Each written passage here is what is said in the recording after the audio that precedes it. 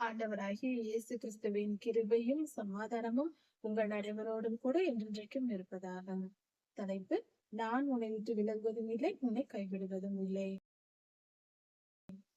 ஏசாயா 66ஆம் அதிகாரம் 1ஆம் வசனம் முதல் 3ஆம் வசனம் வரை.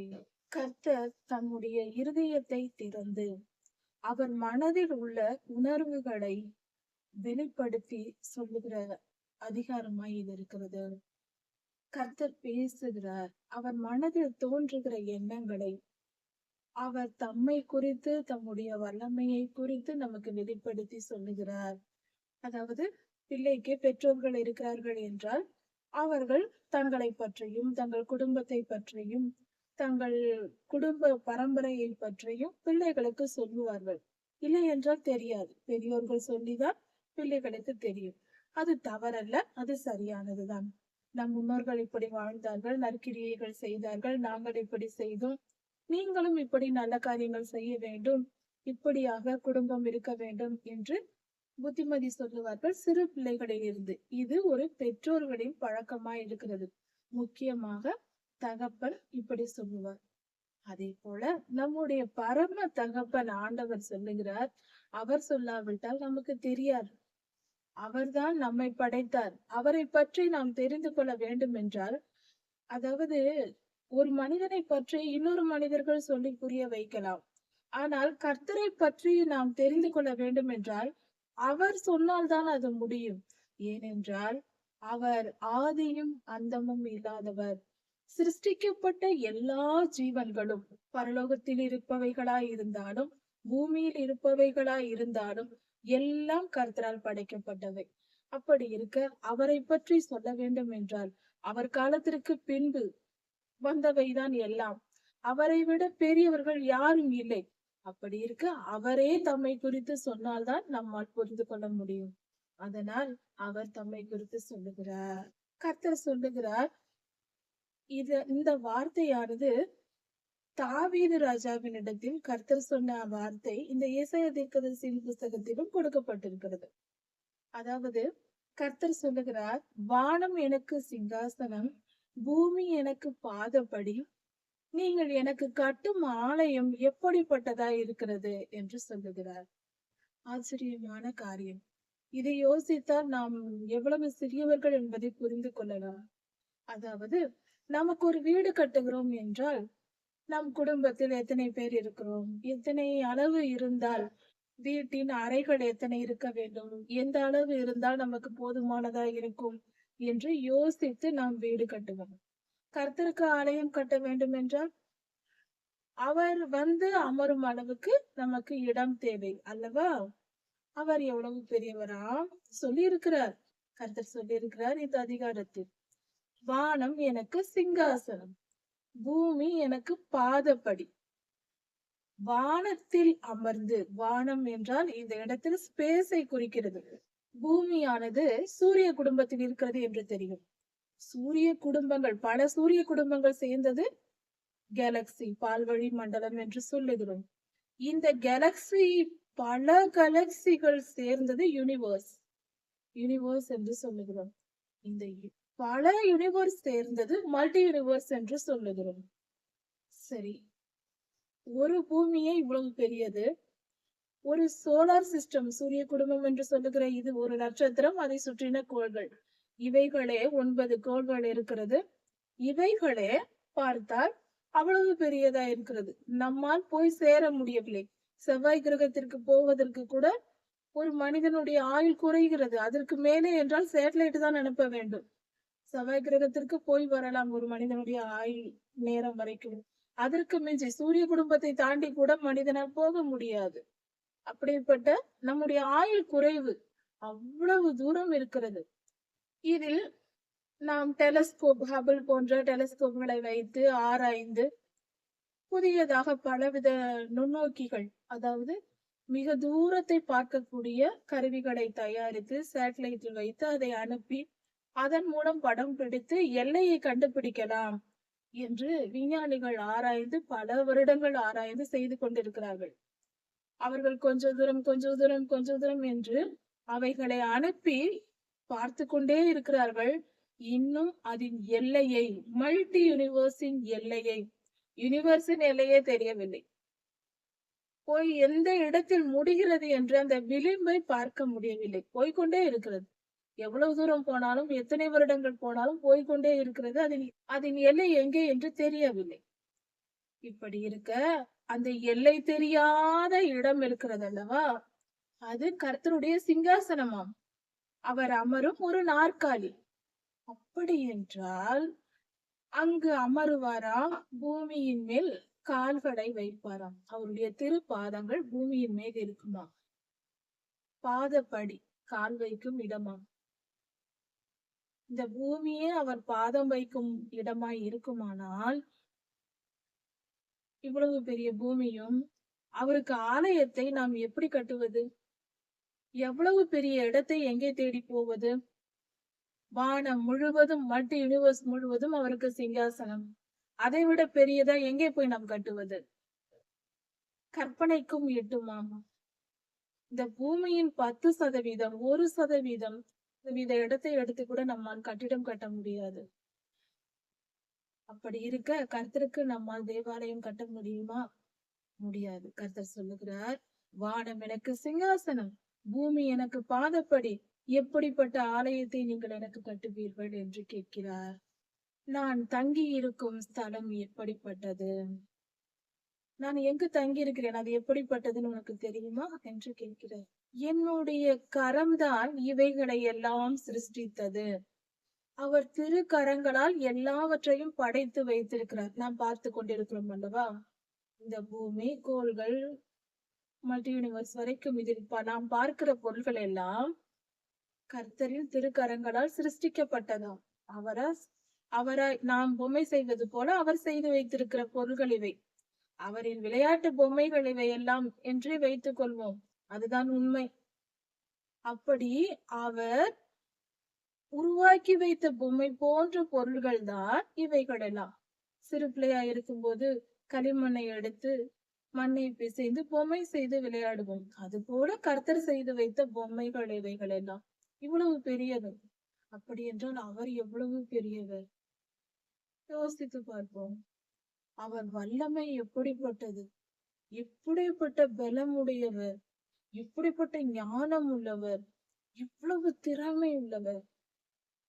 இதை நாம் கொஞ்சம் விஞ்ஞானத்தை படிக்கும் பொழுது, பிசிக்ஸ் படிக்கும் போது ஆச்சரியமா இருக்கும். கெமிஸ்ட்ரி படிக்கும் போது மிகவும் ஆச்சரியமா இருக்கும்.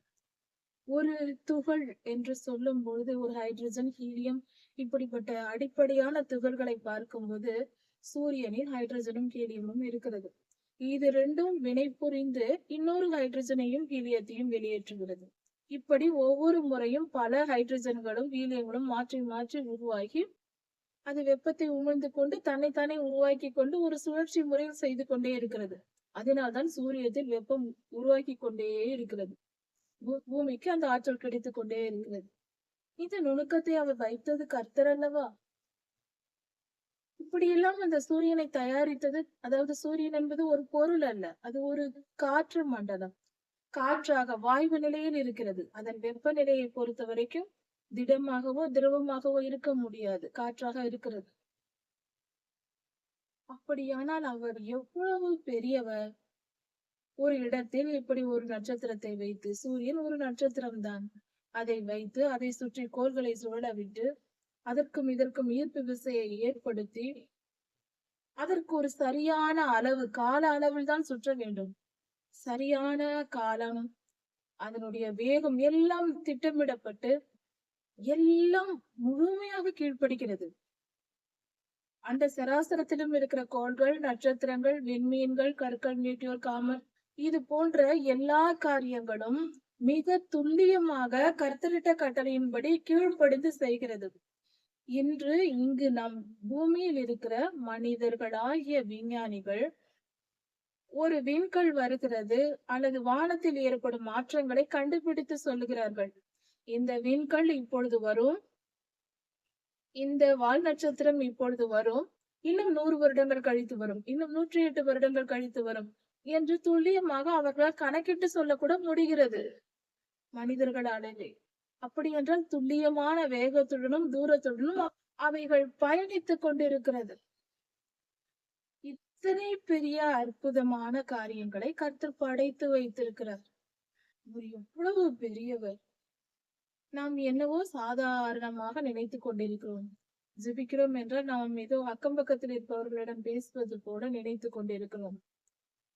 கர்த்தாவே, எனக்கு இதை கொடும், அதை கொடும், எனக்கு அது வேண்டும், இது வேண்டும், பணம் வேண்டும், வேலை வேண்டும், சுகம் வேண்டும் என்று நாம் கேட்டுக்கொண்டு, என் வியாதி குணமாக வேண்டும், எனக்கு பணம் வேண்டும், என் பற்றாக்குறை நீங்க வேண்டும், எனக்கு இதை கொடும், ஏன் கேட்கிறேன் கொடுக்கவில்லை என்று பேசிக் கொண்டிருக்கிறோம்.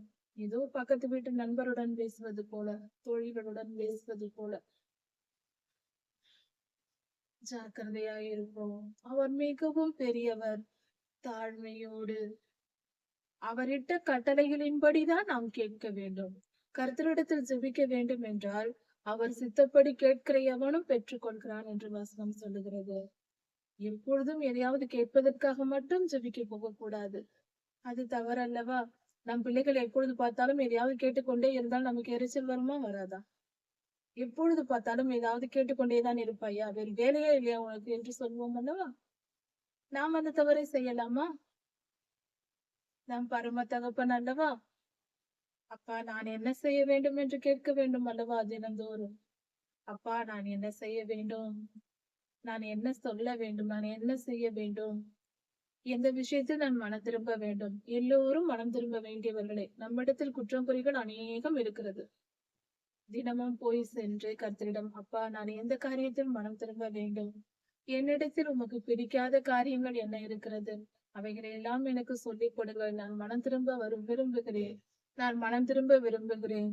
என்னை ஏற்றுக்கொண்டு என்னை ஆளுகை செய்து பரிசுத்த பாதையில் என்னை வழி நடத்தும் என்று ஒப்பு கொடுத்து அவரிடம் அன்றாடம் ஜெபிக்க வேண்டும். இன்றைக்கு நான் எந்த காரியத்தில் மனம் திரும்ப வேண்டும்? இன்றைக்கு நான் என்ன செய்ய வேண்டும்? சொல்லும் ஆண்டவரே என்று கர்த்தரிடத்தில் கேட்க வேண்டும். அதுவே சரியான ஜெபமா இருக்கும். கர்த்தர் கொடுக்கும் கட்டளையின்படி நாம் எல்லாவற்றையும் செய்யலாம். கீழ்ப்படிதல் சுலபமாகிவிடும். என்னவென்று தெரிந்து கொண்டால் அப்படியே கீழ்ப்படிந்து விடலாம்.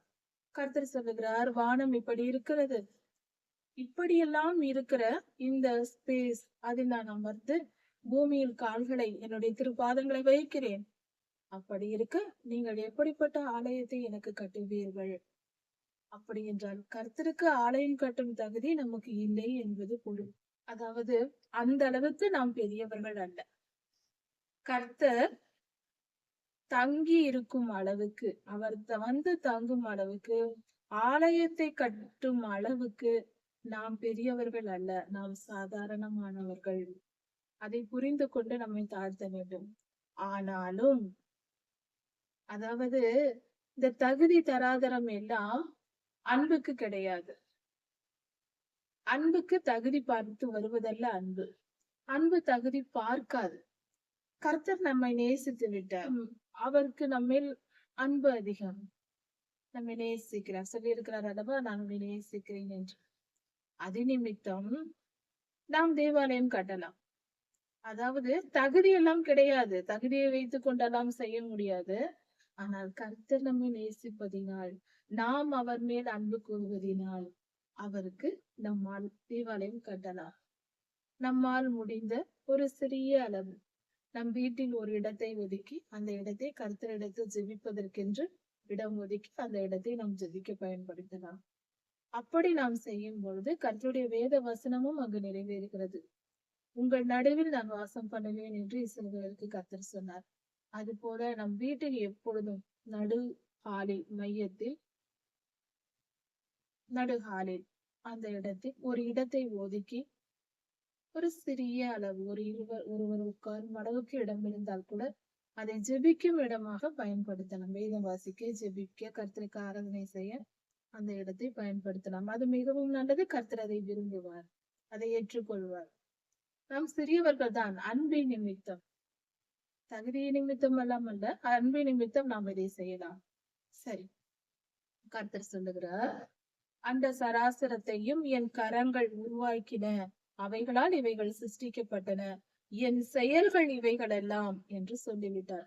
கர்த்தரின் செயல்கள் தான் அண்ட சராசரமும், கோள்கள், நட்சத்திரங்கள், அனைத்து சிருஷ்டிப்புகளும். அப்படி இருந்தாலும் நமக்கு எந்த தகுதியும் இல்லை என்றாலும் ஆவியில் நொறுங்குண்டு, சிறுமைப்பட்டு ஆவியில் நொறுங்குண்டு என் வசனத்துக்கு நடுங்குகிறவனையே நான் நோக்கி பார்ப்பேன். இது எப்படி இருக்கிறது? இதுதான் அன்பு. உண்மையாய் கர்த்தரில் நாம் அன்பு கூர்ந்தால் அவர் வார்த்தைக்கு நாம் கீழ்ப்படிவோம். வசனத்திற்கு நடுங்குகிறது என்றால் முக்கியத்துவப்படுத்துவது. கர்த்தருடைய வார்த்தை சொல்லிவிட்டால் அதை மீறக்கூடாது. அதற்கு பயபக்தியோடு அதற்கு கீழ்ப்படிய வேண்டும். கர்த்தருடைய வசனத்தை படித்து விட்டால் அதற்கு பயபக்தியோடு கீழ்ப்படிந்து தினந்தோறும் எப்பொழுதும் கவனமாய் இருக்க வேண்டும். வசனத்தை மீறிவிடக் கூடாது என்று கர்த்தருடைய வசனத்திற்கு கவனமாய் இருந்து சங்கீதம் 1ஆம் அதிகாரத்திலும் வசனத்திற்கு நாம் கீழ்ப்படிதலை குறித்தும் முக்கியத்துவத்தை கொடுப்பதை குறித்து சொல்லப்பட்டிருக்கிறது. இரவும் பகலும் வசனத்தை தியானிக்க வேண்டும்.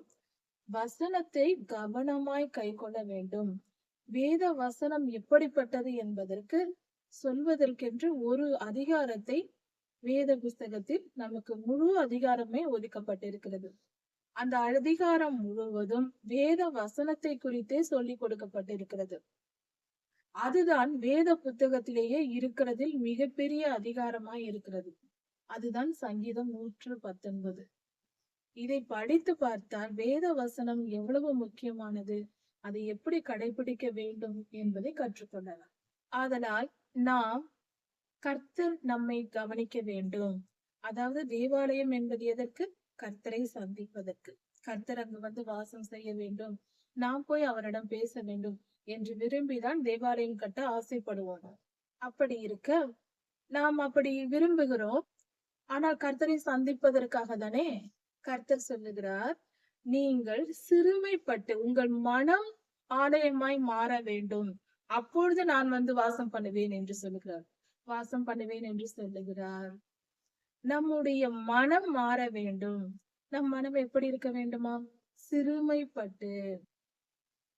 அப்படி என்றால் நாம் நம்மை தாழ்த்தி நினைக்க வேண்டும். நம் மனதில் நாம் பெரியவர்கள், நாம் இதை செய்கிறோம் அதை செய்கிறோம், நம் இடத்தில் இது இருக்கிறது அது இருக்கிறது, நாம் பெரியவர்கள், நாம் சமுதாயத்தில் உயர்ந்தவர்கள் என்ற எண்ணம் எல்லாம் இருக்கக்கூடாது. நாம் மனிதர்கள், சாதாரண மனிதர்கள். நம் வாழ்க்கை புல்லை போல இருக்கிறது. நமக்கு இருக்கும் நற்பெயர்கள் எல்லாம் புல்லின் பூவை போல இருக்கிறது, உடனே வாடி போகும். இதையெல்லாம் புரிந்து கொண்டு நாம் சாதாரணமானவர்கள், அற்பமானவர்கள் என்பதை உணர்ந்திருக்க வேண்டும் நம்முடைய இருதயம். அப்படிப்பட்ட இருதயமாய் இருக்க வேண்டும். கர்த்தர் நமக்குள் வர வேண்டும் என்றால் இவையெல்லாம் இருந்தால்தான் வருவார். இல்லை என்றால் நம் இருதயத்தில் வாசம் பண்ண மாட்டார். நம்மை நாம் தாழ்த்துகிறவர்களாக, பேச்சில் அல்ல நினைவுகளில், நம் ஆழ் மனதில் அந்த எண்ணம் இருக்க வேண்டும். நாம் அற்பமானவர்கள், சிறியவர்கள், நம்மால் என்ன முடியும்? கர்த்தரே சகலத்தையும் செய்கிறார். அவரே சிருஷ்டிகர்த்தா, அவரே நம்மை உருவாக்கினார், அவரே நம்மை காத்து வருகிறார். அவர்தான் நம்முடைய செயல்களை செய்ய வைக்கிறவர், அவர்தான். அப்படி இருக்க நாம் ஒன்றும் இல்லை. இன்று நம்மால் பேச முடிகிறது என்றால் அந்த குரலை கொடுத்தது கர்த்தர். நம்மால் பார்க்க முடிகிறது என்றால் அந்த பார்வையை கொடுத்தது கர்த்தர். இன்று நாம் உயிரோடு இருக்கிறோம் என்றால் அந்த உயிரை கொடுத்ததும் அவர்தான். அப்படி இருக்க சகலமும் அவரால் நாம் பெற்று இருக்க, நாம் பெரிய ஆள் என்று சொல்லிக் கொள்வதற்கு நம்மிடத்தில் ஒன்றும் இல்லை, நாம் ஒன்றும் செய்யவும் இல்லை. அதை உணர்ந்திருக்கிற மனமே சிறுமைப்பட்ட மனம். அப்படி சிறுமை உள்ளவர்களாய் ஆவியில் நொறுங்குண்டு இருக்க வேண்டும். ஆவியில் நொறுங்குண்டு இருப்பது என்றால் என்ன? அதாவது ஆவி என்று சொல்லும் பொழுது நம்முடைய மனநிலை எப்படி இருக்க வேண்டும்? நம் மனநிலை எப்பொழுதும் சிறுமையாக, தாழ்மையாக இருக்க வேண்டும், நொறுக்கப்பட்டதா இருக்க வேண்டும். அப்படி என்றால் நம்மால் அதை செய்துவிட முடியும். நான் இப்படிதான் இருப்பேன், நான் அதை செய்து விடுவேன், இதை செய்து விடுவேன், நான் இப்படிதான் இருப்பேன், இது என் குணம், அப்படி என்று சொல்லக்கூடியவர்களா இருக்கக்கூடாது. நம்மை குறித்து நாம் பெருமை பாராட்டுகிறவர்களா இருக்கக்கூடாது. நம்முடைய ஆவி பரிசுத்தமாய் இருக்க வேண்டும். பரிசுத்த ஆவியானவரை பெற்றிருக்க வேண்டும். சகலமும் கர்த்தரே செய்கிறார், கர்த்தருடைய ஆவியானவரே செய்கிறார் என்ற மனநிலையில் இருக்க வேண்டும். ஆவியில் முழுக்க முழுக்க பரிசுத்த ஆவியானவரை நாம் சார்ந்திருக்க வேண்டும். இன்னும் சுருக்கமாக சொல்ல வேண்டும் என்றால், எந்தவித பொல்லாத ஆவிகளுக்கும் இடம் கொடுக்காமல், தீய குணங்களுக்கு இடம் கொடுக்காமல் நம் இருதயம் பரிசுத்தமாய் இருக்க வேண்டும். ஆவியில் நொறுக்கப்பட்டவர்களாய் இருக்க வேண்டும். யாராவது பிறர் வந்து நம்மிடத்தில் பேசுகிறார்கள் என்றால் அதற்கு செவி கொடுக்கிறவர்களாய் நாம் இருக்க வேண்டும். சுருக்கமாக சொல்ல போனால் சுயநலமும் பெருமையும் துளியும் இல்லாதவர்களா இருக்க வேண்டும். அதாவது சுய பெருமை இருக்கிறது என்றால் அவர்களை மற்றவர் பார்க்கும்போது இவர்களிடத்திலெல்லாம் போய் பேச முடியுமா, நம்மிடம் பேசுவார்களா என்று சொல்வார்கள். நம்மை நாம் உயர்த்தி கொண்டிருந்தால் மற்றவர்கள் வந்து நம்மை பேச முடியாது நம்மிடம். அப்படி அல்ல, அப்படி இருக்கக்கூடாது. யாரா இருந்தாலும் எப்பொழுதும் வந்து நம்மிடம் பேசக்கூடியவர்களாக. அப்படி என்றால் நாம் கோபிக்கிறவர்களாக, பெருமை பாராட்டுகிறவர்களாக, நான் பெரியவன் என்கிற எண்ணத்தோடு நாம் வாழ்ந்திருக்க கூடாது. அப்படி இருந்தால் யாரும் நம்மிடம் நெருங்க மாட்டார்கள். இது வேதாகமத்தில் தாவீது ராஜாவின் காலத்தில் நாபால் என்கிற ஒரு மனிதன் இருப்பான். அந்த மனிதனுடைய மனைவி பேர் அபிஷாக்.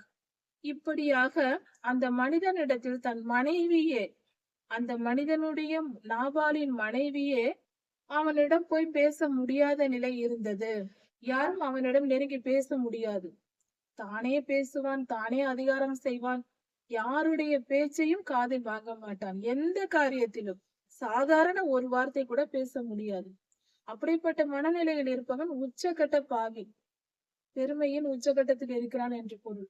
அப்படிப்பட்டவர்களாய் நாம் துளி கூட அந்த பாவம் இல்லாதபடிக்கு இருதயத்தில் தாழ்மை உள்ளவர்களாய், யாராவது ஏதாவது பேசினால் சொன்னால் உடனே அதை கவனித்து கேட்கிறவர்களாய் நாம் இருக்க வேண்டும். கவனம் இருக்க வேண்டும். சொல்லுங்கள், என்ன சொல்லுகிறீர்கள் என்று தாழ்மையோடு கேட்கிற குணம் இருக்க வேண்டும். இதுதான் ஆவியில் நொறுக்கப்பட்ட நிலை, தாழ்ந்த நிலை. ஆவியில் எளிமை உள்ளவர்கள் பாக்கியவான்கள் என்று மத்தேயு 5ஆம் அதிகாரத்தில் சொல்லப்பட்டிருக்கிற அதே தகுதியை தான் கர்த்தர் இன்று கேட்கிறார் நம்மிடத்தில். இப்படிப்பட்டவர்களாய் நாம் இருந்தால் கர்த்தர் நமக்குள் வந்து வாசம் பண்ணுவார். எல்லோரும் சொல்லிக் கொள்ளுகிறோம், கிறிஸ்தவர்கள் எல்லாம் சொல்லிக் கொள்ளுவோம் என்ன என்று, கர்த்தர் என் இருதயத்தில் வாசம் பண்ணுகிறார், கர்த்தர் என் இருதயத்தில் வாசம் பண்ணுகிறார் என்று சொல்லிக்கொண்டு பெருமையாக பேசுவோம். உண்மையாது பின்னால் போய் பெருமை பேசிக் கொண்டிருப்போம். இப்படி நம்ம இடத்துல ஆண்டவர் இருப்பார். யோசித்து பார்ப்போம். நம்மை நாம் நிதானிப்போம். கர்த்தர் நம்மிடத்தில் வாசம் பண்ண வேண்டும் என்றால் நாம் சிறுமைப்பட்டவர்களாக, ஆவியில் உருவந்தவர்களாக இருக்க வேண்டும். அப்படிப்பட்ட இருதயத்தில் அவர் வந்து வாசம் பண்ணுவார். அவர் நம்மோடு பேசுவார். அது மட்டுமல்லாமல் கர்த்தருடைய வசனத்துக்கு நடுங்குகிறவர்களாய் இருக்க வேண்டும். தாழ்மை உள்ளவர்களாய், மனம் தாழ்ந்தவர்களாய், தன்னை உயர்த்தாத சுயநலம் இல்லாதவர்களாய், திமிர் பிடித்தவர்களாய் இல்லாமல் வசனத்தை கடைபிடித்து நடக்கிறவர்களாய் இருக்க வேண்டும். வேத வசனம் இப்படி சொல்லுகிறது, நான் அதை மீற மாட்டேன் என்று வசனத்திற்கு நடுங்கி பயபக்தியோடு இருக்கிறவர்களாய் இருக்க வேண்டும்.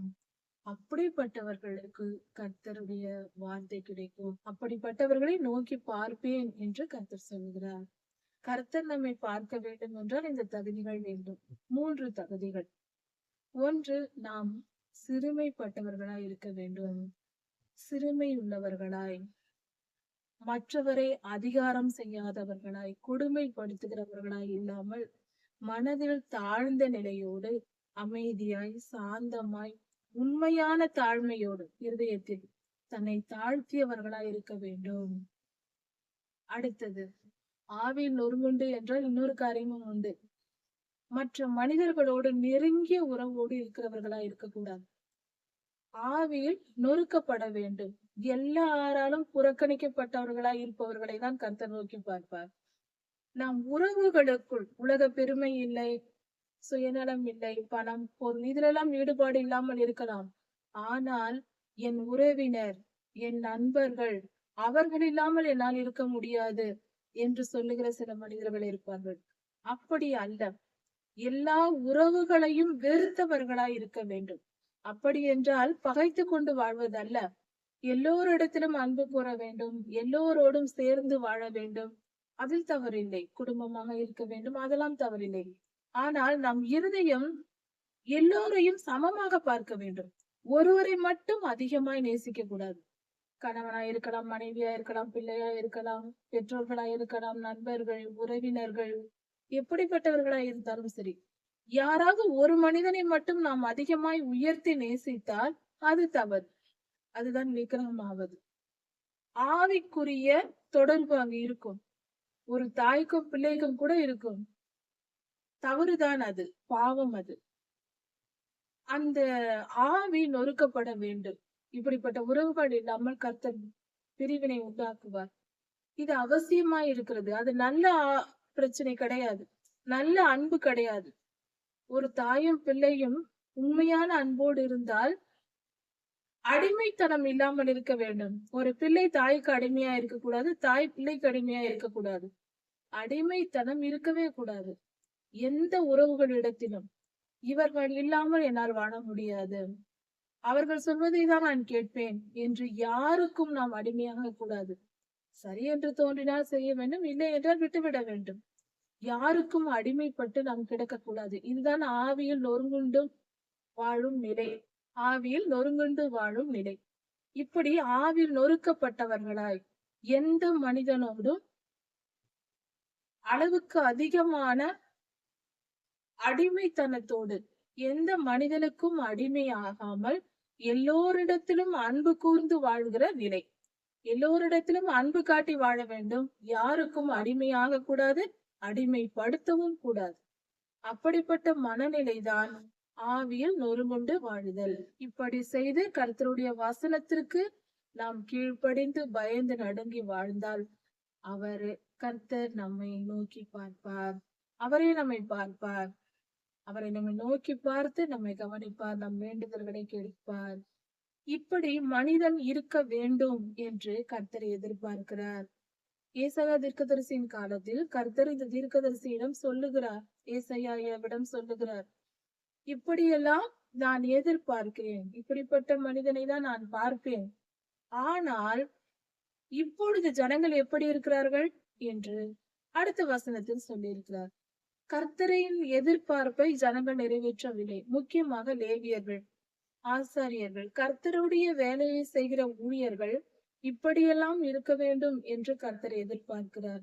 வசனத்திற்கு நடுங்குகிறவர்களாகவும் ஆவியில் நொறுக்கப்பட்டவர்களாகவும் சிறுமைப்பட்ட இருதயம் உடையவர்களாகவும் இருக்க வேண்டும் என்று கர்த்தர் சொல்லுகிறார்.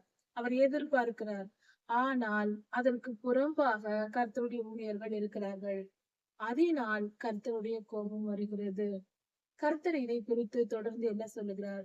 ஊழியர்கள் செய்யும் தவறுகள் என்ன? கர்த்தர் எதை சொல்லுகிறார் என்பதை குறித்து அடுத்த செய்தியில் பார்க்கலாம். கர்த்தர் உங்களை ஆசீர்வதிப்பாராக. மாரநாதா.